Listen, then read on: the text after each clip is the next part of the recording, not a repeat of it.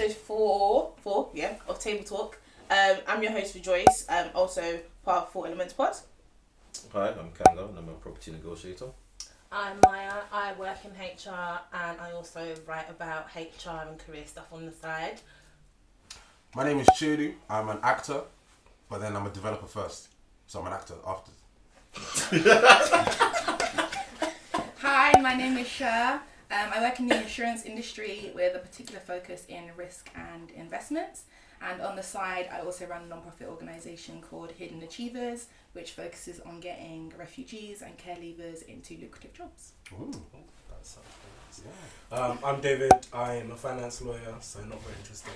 But I also run Baba's Flight Club, which is... Interesting. Yeah, fantastic. I won't be flying.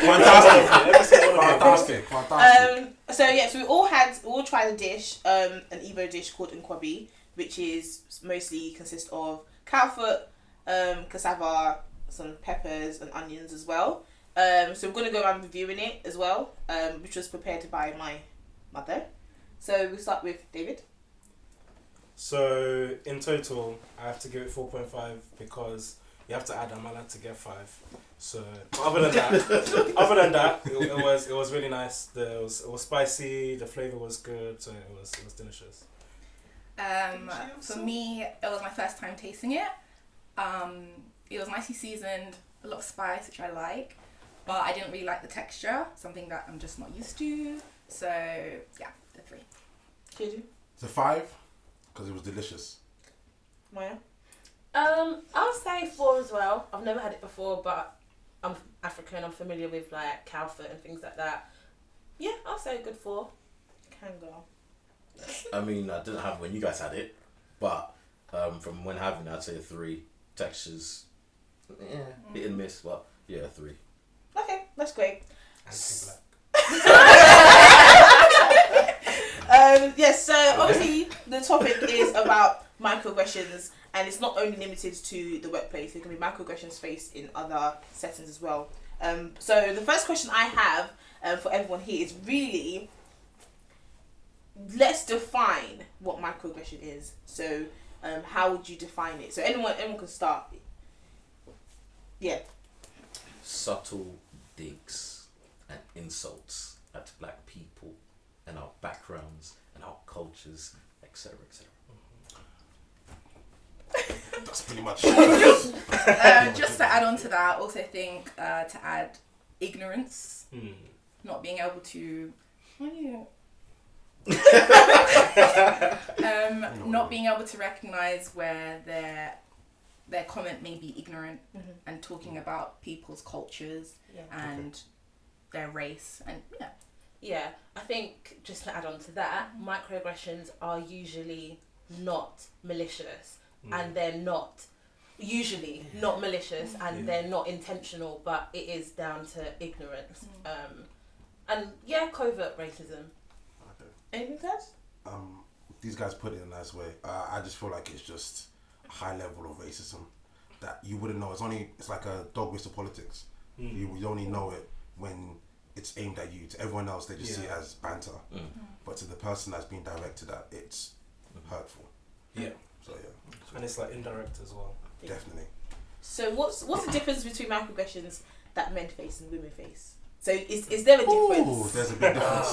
I think There's a big difference. So as women, what's the microaggressions you face? I think the most obvious is hair. hair. The most obvious one is hair. But then again, maybe I'm going to put it down to the whole appearance, because like I said, I work in HR, and just last week, my colleagues who also work in HR, I was typing something and I made a typo, and the girl was like, oh, it's because of the ratchet nails she's got. Oh my god! What's ratchet about this? First of all, it was a lip. That's That mad. nails And are you lit. can't even So there's no racism. It's kind of I wouldn't even say that's microaggression. That's straight racism. Like wow. That's how filing your... That's pretty much it. Go back to the field.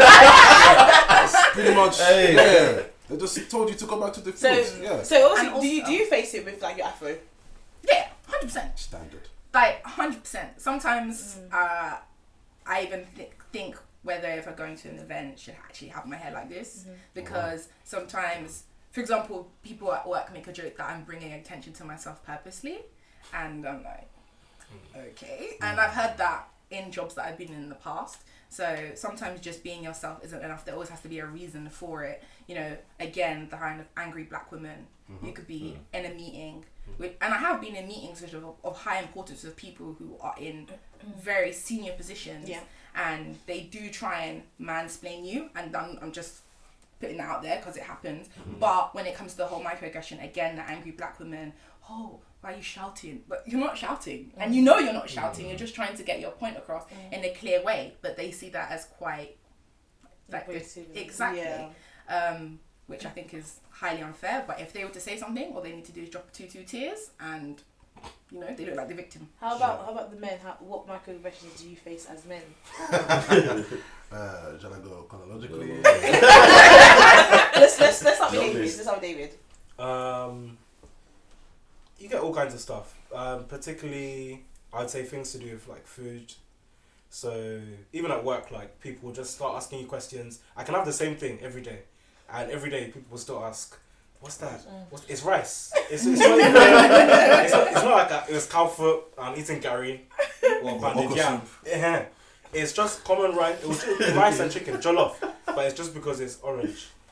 And now every day people will be asking questions. People will be saying this and that, things like that. And then also being around other black people. So if you're walking around, even at work, I remember there was one time, not that it's necessarily where I work now, in case they find it. That's what I would like to say. At one of the places that I was working, there were a few of, I think we were just like having lunch together. There's only like 4 black people in the whole place anyway. And then someone was now like, "Oh, is this a Black Panther meeting?" Yeah! Take it back! No way! Take it back!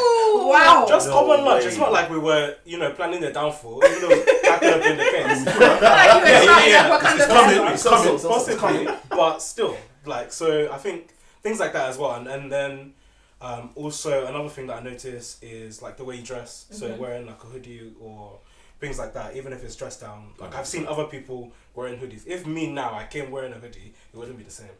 So I know that there's things that other people do that I can't necessarily do because of how it'll be perceived. How about you, Chiedu? Where do I start?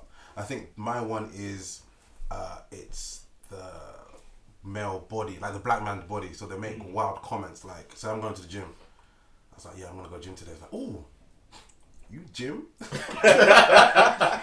But you guys having your gyms already. You don't need to go gym. So like a couple of things. I'm like, no, but I want to look good. I'm sure you look good. But it's like you don't really need to go. And it's like, are you saying that because I feel like sometimes they just have this view of a male black man, a black man, and they just feel like muscles, hench, and anything you do, they just think that you're just some monster that you just move about. You have no regard for anyone. That's the one I normally face. I think the last microaggression I had was to do with, again, what Sher said, my afro. No, when I didn't have an afro, people just kept saying, "Oh, you should really go an afro. It look really good on you. Get an afro, get an afro." I was like, but not everyone could. Yeah, but you're... And they always wait for you to finish the sentence. It's so weird. It's like, yeah, but you're from... No, finish. Yeah. And then obviously the food is... weird. Yeah, just finish it off. And then food's one, that's the food standard. It's when it's cooking in the microwave, and everyone just... Like cockroaches. Yeah, and it's like, and it's clockwork. Yeah. 1 o'clock. Oh, if they're not smelling, it's like, oh, Chiedu, are you not you're not having that exotic rice that you normally have? I'm like, thank you for noticing that my rice is different, but you don't need to keep calling it exotic. It's just it's rice. So yeah, those are the main ones for me anyway. There could be more, but like I said, it's been a while. Yeah. How about you? For me, although it's kind of changed now, at the beginning it was more you're very well spoken, or you speak English very well kind of thing. And it's like, it was like the stereotype of, it's like they don't expect black people to speak like them.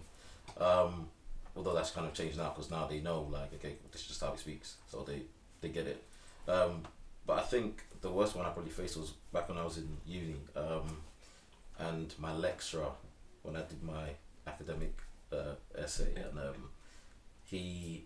I got the similarity thing or whatever. The work was great, similarity was low, but he gave me a U, and the reason was that's because he didn't believe how it was written so academically, so well, structured the right way. It's like, oh, so you write English very well, and I was like, well, yeah. Do you know what I mean? Yeah. Do you know what I mean? So I challenged that. I was right, and it was just very weird for me. That was one of the first times I actually experienced it. So yeah. So in terms of like facing microaggressions, everyone faces it, but what is the best way to sort of handle it in the office or in any situations? Because we hear things like go to HR, but really and truly, does HR work? In your opinion? That's on you. Does HR work? HR doesn't look like me. HR is very middle-aged white woman heavy. So it's getting there, and I'm not gonna lie to you. Right now, the trend is diversity and inclusion, and people are trying exactly 100%. Because that is what it is in HR. Unfortunately, like a year ago, it was well-being, i.e. working from home and cute little puppies in the office and things like that. Something else is gonna come next year. Do you see what I mean? Something else is gonna come next year. We are not a trend, and this is what I write about. It's not a trend but the thing is, going back to the beginning, it's difficult because what I personally take as a microaggression, you may think, oh, it's just a question. Do you see what I mean? So if someone comes in and says, oh, so how did you lay your hair? Like, what hair is this? Someone might be like, touch my hair, and someone else might be like, oh, basically AliExpress. Do you know what I mean? It's very subjective. I do not think it will change because, like I said, HR doesn't look like me, and HR has a day job to do, like redundancies and normal grievances. They don't have the capacity to deal with something like this and learn how to deal with something like this, especially a woman in her 50s with kids to go home to at the end of the day. Pessimistic, but realistic, in my opinion. So how best should someone handle it? If you face microaggression at work, how do you handle it? Is it with banter, with wit, or just straight direct? I don't mess with that. So, just to follow on from what you were saying, there's a very fine line between microaggression and ignorance, in the sense of some people say things that genuinely they're just ignorant, like they don't know. And I think you can pick that up, and when you see that, that's the time when you think about how you're going to react. But sometimes, even if they don't know, it's a time to put them in their place so that they don't do it to another person. So for example, a while back, there was a time in another job, there was a time where we're not really meant to sit in this certain room at work because it's meant to be used for like pop-up meetings or whatever, and I was using it. And then the week after, someone else was using it. So we were all kind of using it in the department. We shouldn't have really been using it. So one of the directors emailed me and was like, I've just had someone come up to me and tell me that you're using this room. Try not to use it as much because it's used for pop-up meetings. I'm not in the room. So I wonder who's in the room. Another black lady. And that really annoyed me because I see this man every day. She was wearing a headscarf, we're black, but it's so many differences. And I wouldn't say that's maybe a microaggression, but it's definitely not thinking about what you're doing, not recognizing things. Like I just think it's just being quite it's ignorant. Yeah, exactly. It's ignorant, right? So I made it very clear to. Actually, I was going to reply back and email him back and be like, "Oh, it wasn't me." And I said, "No." I got up. And I went all the way to where him and the other directors were sitting. And I said, oh, just to let you know, it wasn't me in the room. It was X in the room. And I'm actually sitting over there. But I can understand why you might make that mistake. Of course I know that. There's no reason that I can understand that he made that mistake. But it made him feel... And then all the other directors were looking at him like... It's tight. Yeah, exactly. And then after that, he actually came up to me and was like, oh, I just want to say I'm really sorry. It was a bit, I shouldn't have made such a stupid mistake. And I said, it's absolutely fine.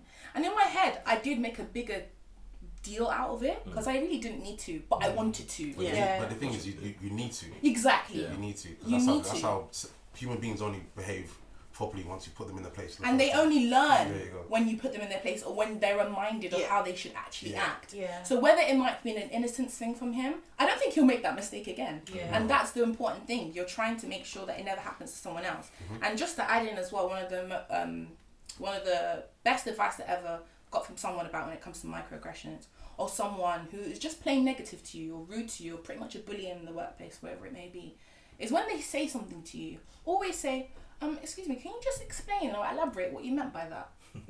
It will have them rattled because they're not expecting it. They're not expecting it. It puts them on the defense. They're like, oh, actually, should I have said that? Or is there something that I said that I shouldn't have? It will have them rattled. And I'm telling you, that's one of the best ways of doing it. Be passive aggressive with passive aggressive. They will understand because they're doing it themselves. Yeah. So that's what I think. How about any of the guys, your opinion, how to handle microaggressions best in the workplace or other settings? I feel like the best thing to do, I feel like, just touching on what you're saying, I get exactly what you mean, but I feel like at times that could be risky, us as black people, just to react straight off the cuff. I feel like the best thing to do is to make a note of everything, document every single thing that happens, just so it's there in case anything kind of comes back at you. Yeah. So if you have that there, I think that should be a good base. And then, I'm a bit on the fence with HR, because I feel like once you document that, the next person to bring would be HR to kind of follow up on that. But I don't have a lot of hope in HR. That's just me Same. personally, and that's why sometimes I think you need to take things to yourself. I'm not saying the way you approach someone should be rude, negative. You can say things in a very good way without affecting someone. Because HR, they're here to do their job, that's it. Yeah, I'm totally different from you guys. When I first started out, I didn't know what microaggressions were. My first job, until I left it, and then I realised it. And even though I saw microaggressions, I still didn't do anything about it, only because of where I'm in my career professionally. Because no matter what you do or say, it's unfortunately it's gonna be on deaf ears. They'll say, "Yeah, sorry, we're dealing with it. Nothing's gonna happen. There's no point." So I then got very good in my career, very, very good in my career. If microaggressions happen, we're discussing it right there and then. I don't care. You can't fire me. I know that you can't fire me. Exactly. I'm good at my job. I'm better at you at my job. So we'll discuss it right here and then. And I'll show you who's mad. Because I'm mad. So it doesn't make any sense to me. Because at the end of the day, it's like I've gotten to the point where I'm not going to apologise for me being here. I've got to the point where I know I deserve to be here.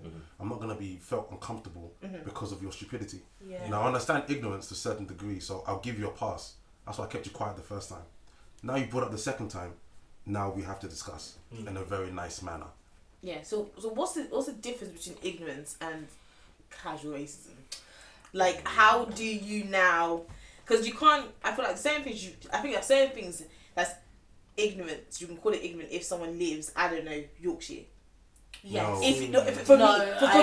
If you're working in the city, in London every day, there's certain things. Come on. I agree. There's certain things like there's certain things common, like for saying stuff like, okay, I've been asked, do you tuck your hair on your skull?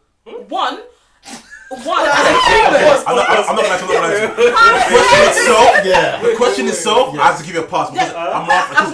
That's madness. I couldn't. That's madness. I couldn't get on a pass because now I'm thinking, one, human anatomy, how the hell? Yeah, I'm thinking. You must be mad. So is it ignorance or stupidity? Are you just are you racist? Are you so internally racist that stuff just comes out? That has to be stupidity. Because I feel like there's certain time to give a pass. If I was working in Leamington Spa, I could give you a pass. There's hardly black people, but in the city every day, where you're up and down on Central Line, up and down. There's certain question you asking a black person, you're just like, really? No, I can't. The only reason why, okay, for instance, I don't know if this is microaggression or anything, but when I was at somewhere and I was in Dublin and I said to an Irish person, I would go into the bus and I said, top of the morning to you.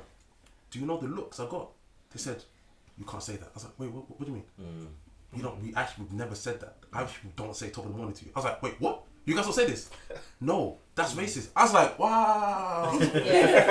So I get to some degree, but then it's like that's when I look at the person's, especially I can give you a pass if we're in a work environment. If it's a first encounter, I can't judge you. Yeah. But if it's a work environment, I know who you are. I've heard stories about you. I've seen your vibe. Yeah. And I know when you've come to me, you know those looks. You know, yeah, of course. Oh, I always start. when you hear, you look at them like, What now? okay. Yeah. So now your defenses are tight. Yeah. I just and you know when their voices start shrilling. So that's when I'm like, you know what you're gonna say is mad. Exactly. Because if you didn't, you say it just straight. Yeah. So that's what I'm saying. I can kind of give you a pass, but it's no longer because they know what they're doing is wrong. So how do you know if it's ignorance or casual racism? That's what I'm saying. They can But it's mad. Like, I don't know about It's giving mad. passes sometimes though, because sometimes I know there's specific people that say things in a particular way just to get a rise out of me. Yeah, that's what I'm Because saying. they know, even if it sounds innocent or it's just a little bit ignorant, they know. A lot of the time they know. How do you know they know though? No, that's Even if you don't know, that's your own personal problem. Like, Exactly. who told you? Yeah. It's 2019. Who told you not to know? You should know. Google is there. Yeah. Google is there. Some of Literally. these things are very common though. Okay, so I'll give you a good example. So one time we're all having lunch in this canteen. This guy now comes and asks me, "Why do black people say ox?" I said, "Huh?" Wait, I've had that Oh, okay, before. wait, orcs. No, ox. Instead of Ox. The K is before Instead of ask. So Like ask ask a question. That Am I actually the- frustrates me. in I hate when this- people do in this that. economy? I can't lie. In work, in the workplace, you're coming to you ask the me. gatekeeper. So this is what I mean. You can't Google. So that's one of those things where some people might say, "Oh, is it ignorant?" That's I not don't ignorance. know. But you're coming to me as a black person, one of the very few black people in this place, and you're asking me that question. Clearly, there's intention behind this. It doesn't really seem like an innocent question. Because what kind of question is that? No, No, I but do. not- I do. That's the Those ones, relationship. yeah, those ones, yeah, If those ones. you, No, because if we're you, not friends. exactly. So that's what I'm saying. The intention behind that was not a good one. However, if that's your codie, like your work love, and they ask you that, are They you going to wouldn't. take it the same But way? they wouldn't Well, they Why wouldn't. wouldn't they? No, But but I I- don't know. Yeah, Sorry guys, I Because think they know. we're missing the point. Because it's in me that said ox. No. So you've just come to ask me. So So when the My name person is you my name is ask. Did you ask me this question?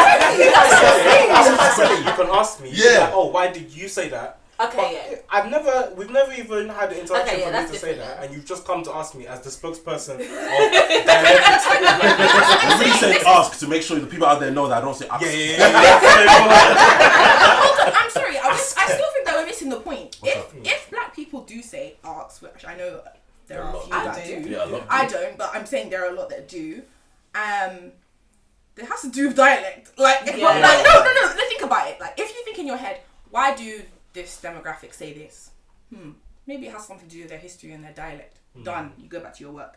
That's what I'm saying. Sometimes things are not necessary. They know the answer, but No, they but come. They and don't, and it's Yeah. not obvious. And I'm going to tell, I'm going to be Even very so, honest though, with you. like, why do people say Holborn? No, but I'm going to be Yeah. honest Say with your you. point. A lot of the time, when like people that are not black or whatever come to us with certain questions that are microaggressive, it is not because they were thinking whilst they were drifting to sleep the night before. Exactly. It's out of convenience. Exactly. Black person. Oh, I've always Exactly. wanted to, do you know what I mean? Or Yeah. I see hair. Oh, tell me about your hair. They don't That is- care. that is quite They're not true. going to Yeah, get right. because That's the microaggression. base. That's microaggression. I mean, because- someone has said, it is on your bucket list to touch a black girl's hair. Ah, wow. Sorry, huh? So See, they- this I'm is not. like you murdered them But in you the see, workplace, but you see what I'm saying? Like that. Why? I'm annoyed now.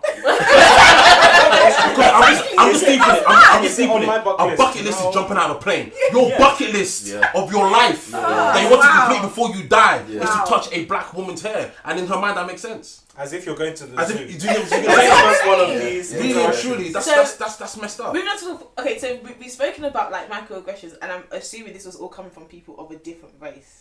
Now, can black people perpetuate microaggressions in the workplace?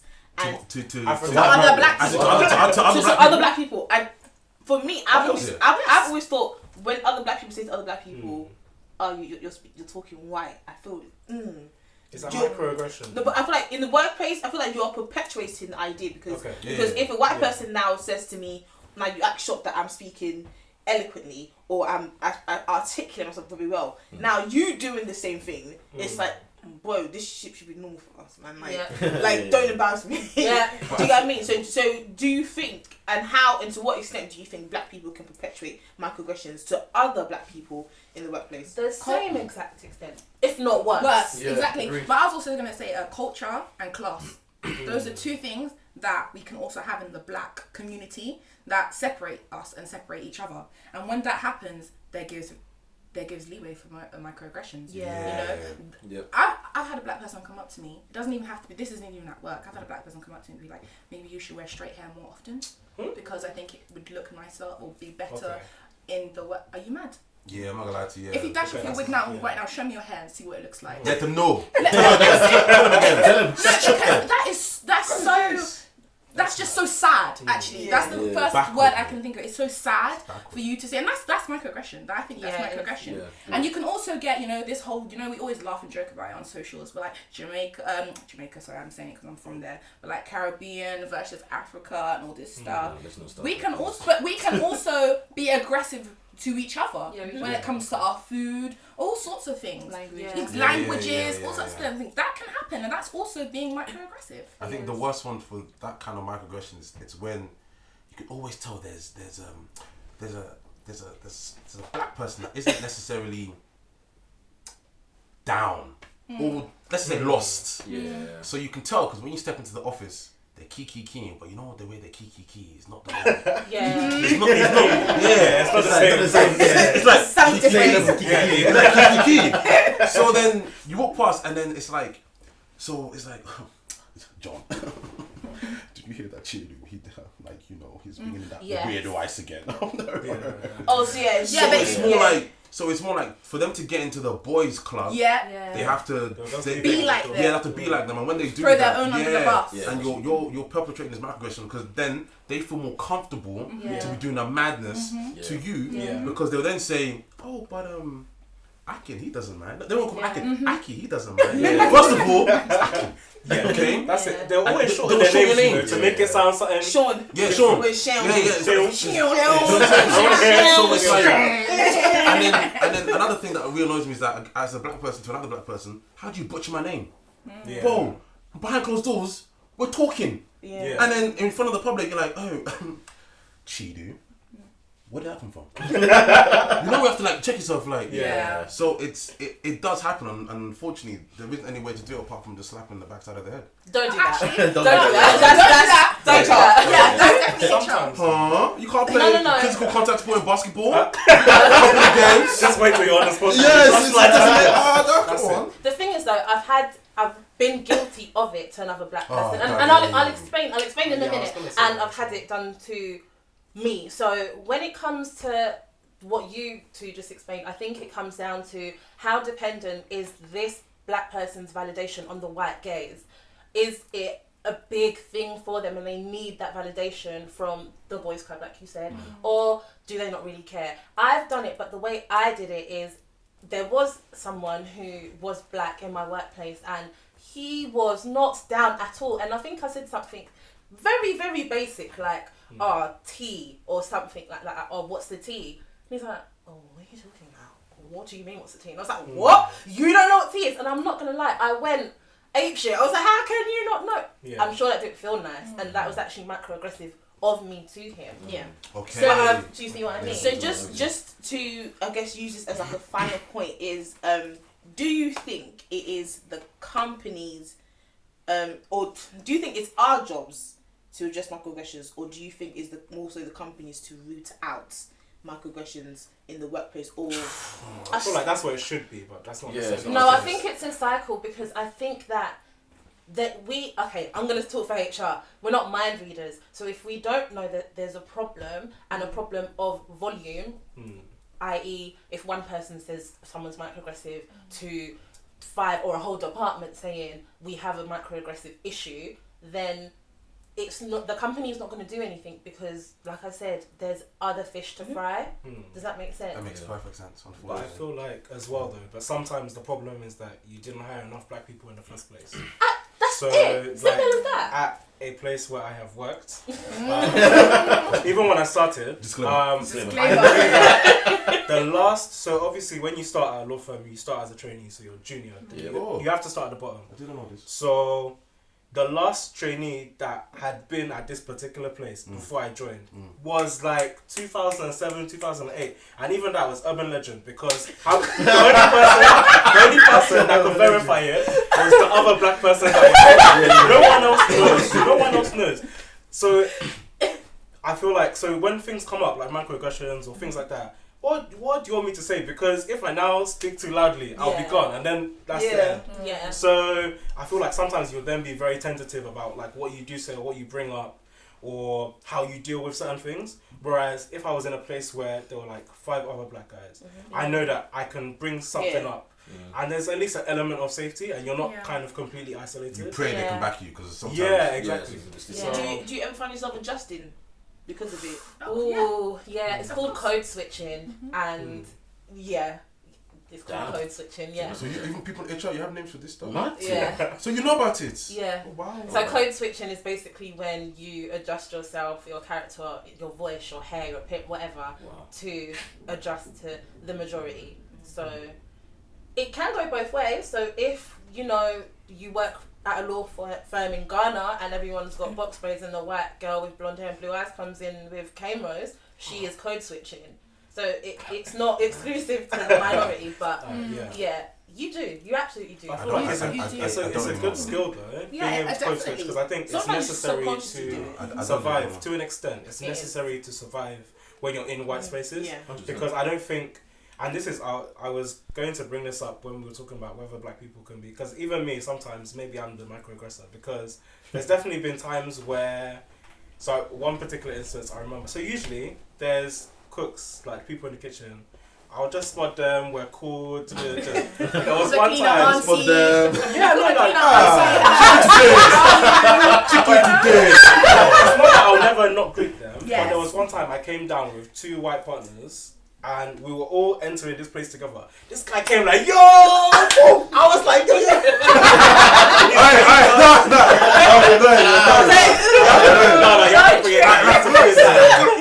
because it's not the time. Like, come on. Yeah. As we're having an important discussion, you've not come to be doing secret handshake. No, we can't do that now. Remember me out here with the chicken? You can't do that now. So I feel like you do have to manage it to an extent. There's times where, we can't all be black, we could be ourselves, but sometimes you do have to just be careful of the environment that you're in and just manage it. That's my personal... I just want to add on to that and say that as humans, we innately adapt in any situation for survival instincts. And it's the same thing at work, it's the same thing, wherever it may be, you will do it, whether you do it subconsciously or you do it for a set reason. You probably are doing it. Even if you don't want to, there's probably a small part of you that is doing it. Chiedu. I don't do it anymore. I do agree that there are parts of me that used to do certain things that now I'm like, nah, I'm not doing it. I'm gonna go in, and like it's kind of like what Chiedu said before, like you can't buy me, you're not gonna buy me, so it's not gonna be cheap. The payout's gonna be sweet. Hey, you know what it means to buy me for no reason in this day and age? After being a company for a year, the money is sweet. I'm out of retirement, baby. So we're going to take a last point from Kanga, and then we're going to basically wrap up the whole episode. So, have you ever adjusted, or do you think... Yeah. That's a good... I disagree with all of them, man. I adjust. I'm gonna keep adjusting. I'm keep this job. Adjust king. I said adjust king. Yeah, because I just feel like, especially obviously we talk microaggression a lot, so particularly to do white people as well. Yeah, play the game better than them. Adjust. Use the resources that's there. Do what you need to do just to get by or whatever. I knew that was coming. Hear me out. Let me land. Yeah, cool. But like, I just feel like I'm talking to myself personally. Yeah. I know myself very well. I'm very sure of myself. I know I can be just being myself. That's cool. But it gives like for you in your way. For me, it gives me joy to play the game better than them. No, I can do it better than them. That's why I do it. That's why I adjust. You get it? I don't need to, but I do it because it's good. Don't you think it's regressive though? Because the whole point is microaggressions exist because they're ignorant to you know, other races, other cultures, whatever. So do you not think it's regressive to tone down your own self and morph yourself to reflect them more, but then you're fighting microaggressions? To me, if at work, I do what I do, and if I do that, I'm still cool, I'm still good. Because I know outside of work, I'm me. Everyone that knows me knows that I'm me. It doesn't change me outside of work. It's just But I at work. suppose it's about bringing you, as you say, your me to work too. I mean, I guess but some for people me- just want to just basically get in. I do what I need to get in to There you get go. money and Yeah, cut. yeah, I'm I not. don't need secure in to the be- bag. I know what So you mean. Yeah. There you go. That's me. That's how I move. I think it's That's fine. contextual. Yeah, I And just see also- it from a point where that's where I am Monday to Friday, 8 hours a day. That's where Yeah, I most can't of my... just. I'm Do not you gonna see lie what to you, I it's mean? No, but I just don't talk to them. That's that. That too. I just be silent for 8 hours. People will be like, wow, you're so Headphones. quiet. People think it's in my appraisal. They'll be saying, wow, David is so quiet, so kind, so respectful. I don't know God be studying my time. So you have to do something. So if I'm now talking to the partner, then I have to, you know, push this in direction. If it's other people like other associates, then I can be myself, and that's cool. And I think for me, just touch on, I do that as well, is because the majority of where I work, a lot of people, there are not a lot of black people there. Yeah. So you kind of have to You're move representing. out. There you go. Do you get me? If I move how I move normally, and I'm basically one of like 3 there, like none of us would last long. Do you get me? So you have to kind of. And I think it's hard as well because even with the code switching thing, like when there's only one of you or very few of you, it's even hard to like, how am I supposed to be myself? Or like, what is it I'm supposed to do? Like I remember one time there's 2 of the other associates were having a conversation, and it's in my office, so it's not like I can leave. So they've come into my office. I think one of them was just asking about my weekend, and the other one came. And then I'm talking about what they did on the weekend, and they're talking about paddleboarding and just stuff like, I don't, to this day, I still don't know what they were talking about. But at the time, I'll be like,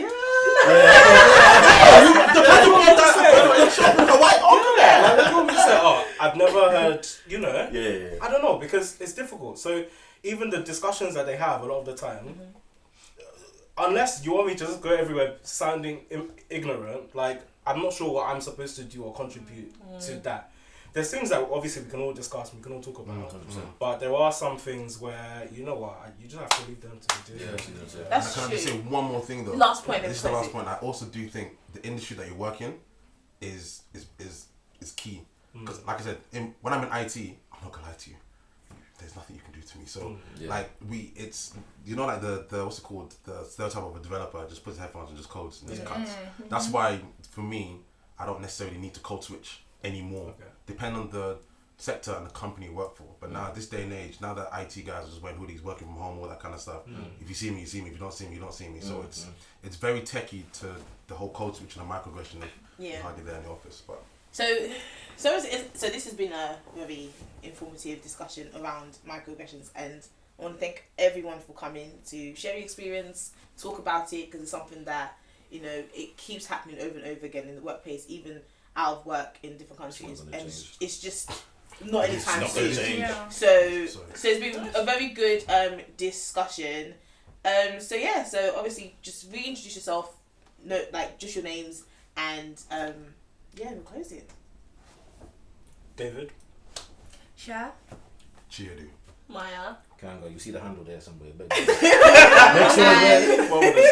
And obviously your host, Rejoice, and thank you guys for watching episode 4 of Table Talk.